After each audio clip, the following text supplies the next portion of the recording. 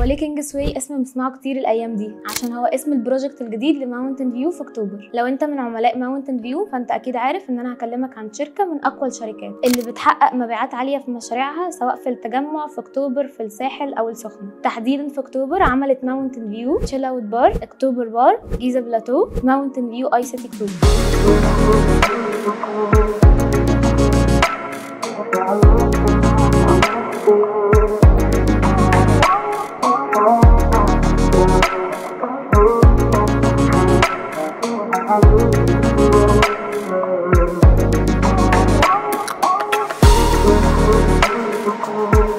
ماونتن فيو حققت اكتر المبيعات في 2023 و 2024، ودلوقتي ماونتن فيو بتقدم لك احدث مشاريعها في اكتوبر، كومباوند كينج سواي.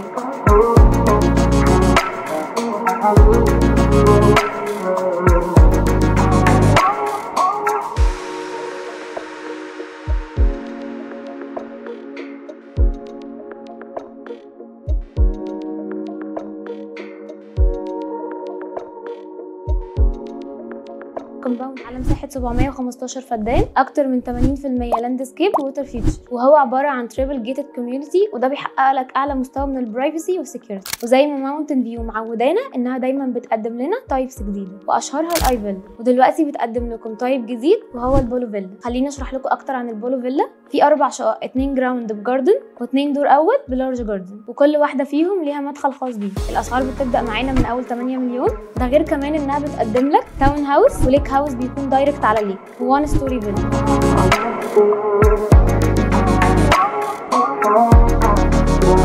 بداية مساحات الفيلات من أول 220 متر بأسعار بتبدأ معانا من أول 16 مليون. هتدفع 10% وتقسط الباقي لحد 8 سنين أقساط متساوية. كلمنا على أرقام SFR عشان نختار أحسن عقار.